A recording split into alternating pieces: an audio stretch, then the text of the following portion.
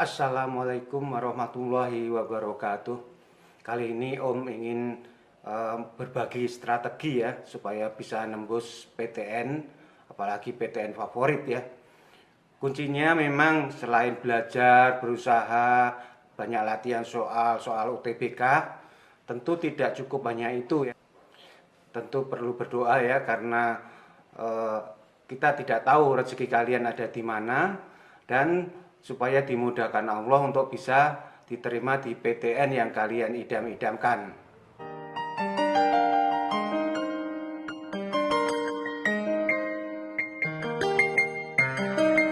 Suatu ketika Om ditanya apa sih strateginya masuk PTN favorit itu ya, apakah memang sesulit itukah? Dari 800.000 peserta yang diterima tidak sampai separuhnya. Tentunya banyak juga yang harus tersingkir dari kompetisi SBMPTN dan terpaksa harus mencari kuliah di perguruan tinggi swasta lain. Untuk bisa menaklukkan dan masuk PTN, terutama PTN favorit, sebenarnya kuncinya tidak semata-mata nilai. Kalau SNMPTN itu nilai rapotnya, tapi juga tidak semata-mata nilai UTBK-nya kalau lewat jalur SBMPTN atau mandiri. Loh, mengapa bisa begitu? Ya, banyak contoh kan yang anak-anak yang nilai UTBK-nya tinggi atau nilai rapotnya ketika SNMPTN juga tinggi, ranking 1, tapi justru tidak lolos masuk PTN. Benar kan? Coba kalian cari kakak-kakak kelas kalian yang mengalami kasus seperti itu. Ya, seperti yang Om jelaskan tadi, memang kuncinya tidak semata-mata pada nilai yang tinggi. Walaupun nilainya tinggi, kalau ia tidak tepat menentukan pilihannya, ya bisa saja tidak diterima. Sebaliknya, meskipun nilai UTBK-nya rendah misalnya, mengapa dia bisa lolos masuk PTN? Ya kan? Banyak kan kasus seperti itu. Kuncinya adalah, ini penting sekali ya, harus kalian perhatikan. Jangan nuruti hawa nafsu.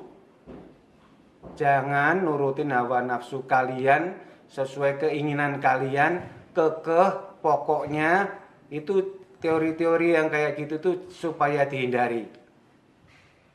Ya. Ini misalnya ini ada dari kalian yang nilai UTBK-nya 700 misalnya ya. Ia sangat ingin masuk Fakultas Kedokteran UI.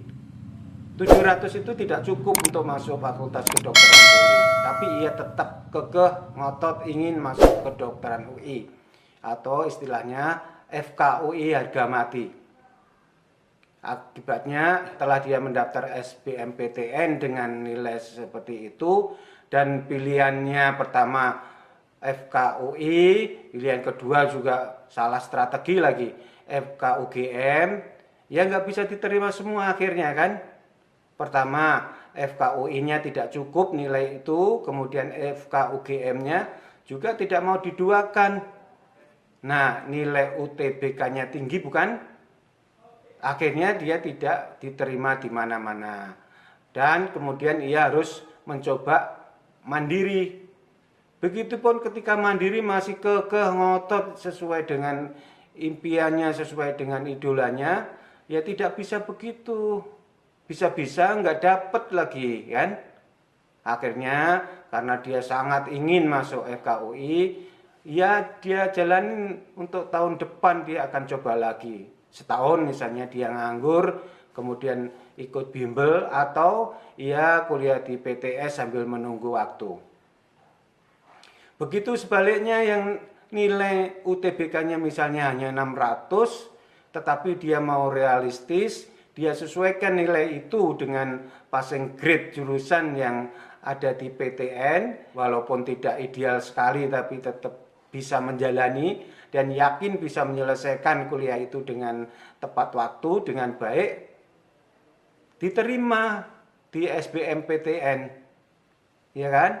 Jadi itulah kuncinya. Jadi sebenarnya bukan hanya semata-mata nilai, tapi bagaimana strategi yang tepat kalian menaklukkan PTN. Strateginya itu kan macam-macam tadi sudah Om jelaskan ya. Selain kalian harus bekerja keras, ngotot dalam belajar, kemudian UTBK-nya bisa bagus ya. Tapi tidak semata-mata belajar keras untuk mendapatkan nilai UTBK yang bagus saja, tetapi juga strategi yang tepat, yang realistis, yang sekiranya ia bisa diterima di PTN tersebut. Memang idealnya, bagusnya nilai UTBK bagus, kemudian kalian mau realistis juga, sehingga sangat mudah untuk menaklukkan PTN, apalagi PTN favorit. Itu ya yang bisa Om sampaikan, semoga bermanfaat ya. Jangan lupa ya, taklukkan PTN dengan menaklukkan hawa nafsu kalian, gengsi kalian, supaya kalian mudah lolos masuk PTN. Ingat, jangan pokoknya, ya, teori-teori pokoknya itu sudah tidak zamannya lagi untuk sekelas kalian yang akan duduk di bangku kuliah, kalian yang bukan lagi siswa tapi akan menyandang predikat mahasiswa. Terima kasih. Wassalamualaikum warahmatullahi wabarakatuh.